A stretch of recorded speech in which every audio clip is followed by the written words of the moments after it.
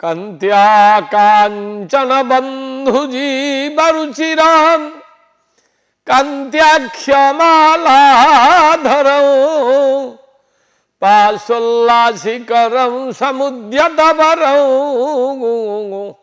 दीप्तं कुशालंबरं चूड़ाचुम्बिसुधाकरं स्मितपरं भूषादिवेशादरं त्रियक्ष्यं दक्षिणमक्षरं हृदि भजे वामार्धदेहं हरम्।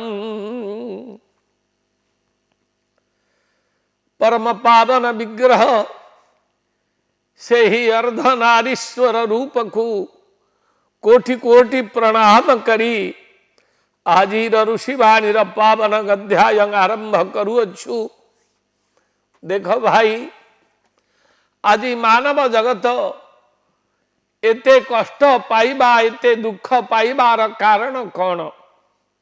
एई दुख पाई कारण केवल आमे, आमर कर्म आमको ही दुख दौछि।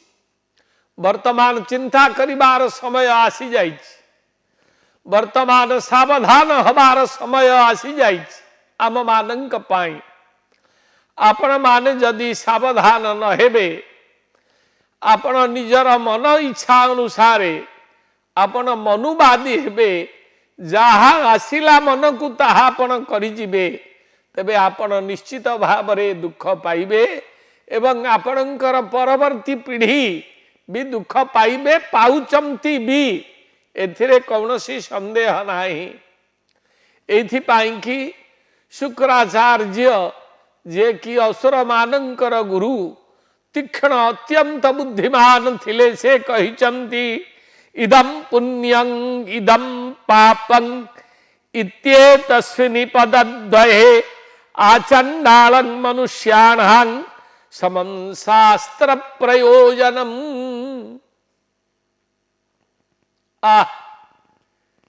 अति सुंदर कथाटिए कहले महर्षि शुक्राचार्य। आचार्य शुक्र अति सुंदर कथा कहले। एहिटा पाप एहिटा पुण्य, याकू निर्णय किए करे? शास्त्र ही निर्णय करे। एणु हे मोर प्रिय मनुष्य, आपण शास्त्र अध्ययन करंतु बा शास्त्र अध्ययन करिथिबा व्यक्ति को पचारि बुझंतु।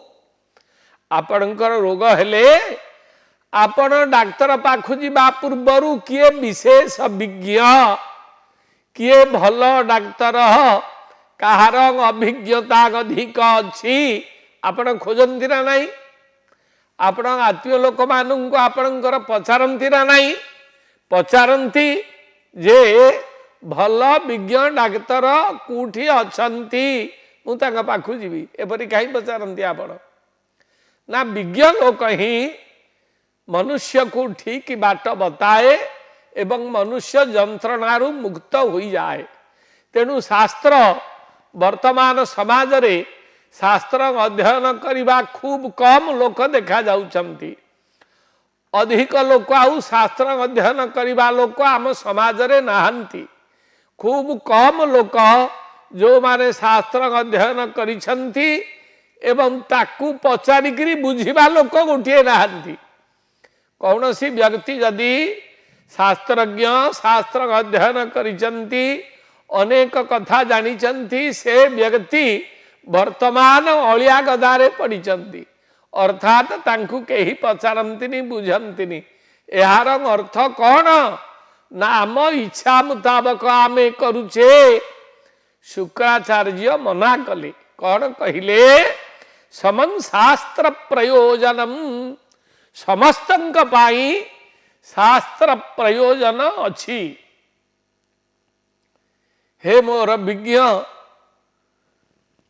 मतिमान श्रोता माने आपण को जोड़ पानी रे एतिकी आमे कहबा चाहूँ आपण किछि ना किछि शास्त्र अध्ययन करंतु देखंतु भगवानंकर मुख निसृत वाणी हेले गीता गीतारे अति स्पष्ट भावरे उदात्त कंठरे भगवान वासुदेव कहिचंती जह शास्त्र विधि मुत्सृज्य वर्तते कामकारतः न स सिद्धि मवाप्नोति न सुखं न परांगति।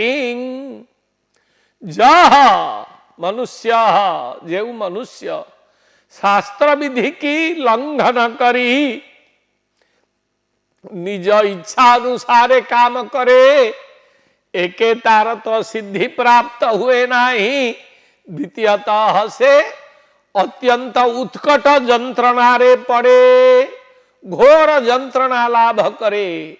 नरक शब्दर अर्थ होची जंत्रणा श्यान्नार कस्तु नरको निरयो दुर्गति स्त्रियाम। नरकर शब्दर अर्थ है दुर्गति बा जंत्रणा।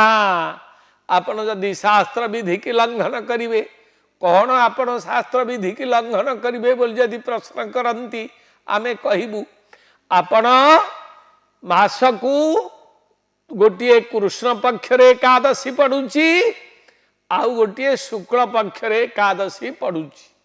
मासके एकादशी आपण जानिमे प्रतिपदारु आरंभ हैला अमावास्या रे मास शेष हैला, प्रतिपदारु आरंभ हैला पूर्णमी रे मास शेष हैला, से भितरे एकादशी टीए पड़ुची ना नाही। एकादशी रे आपण अन्न भोजन करिवे नाही। एकादशी तिथि रे संसार समस्त पाप अन्न रे आसी बास करंती, भात रे आसिकी रुहंती। जे भात खाई दिए संसार आकर पाप को से भोजन कला ता मुंडरे संसार आकर पाप बसिला। तेणु हे मोर प्रिय मनुष्य यह द्वारा परोक्षरे आपण भी देखंतु आपण जदि मासकू 2 दिन उपास कले तेरे 140 कोटी लोक जदि आपण अन्न खाइलेनी 145-40 कोटी लोक जदि ए भली आचरण कले आमर खाद्य एते बली पड़िबो आपण इमाजिन करि पारिबेनी। एके धर्म द्वितीयतः मासकू 2 थर उपवास कले आपणकर स्वास्थ्य भल रहिबो एवं लिभर मध्य आपणकर पेट मध्य आपणकर विश्राम पाइबो। आज पावन अध्याय एतिकी। जय जगन्नाथ जय जगन्नाथ जय जगन्नाथ।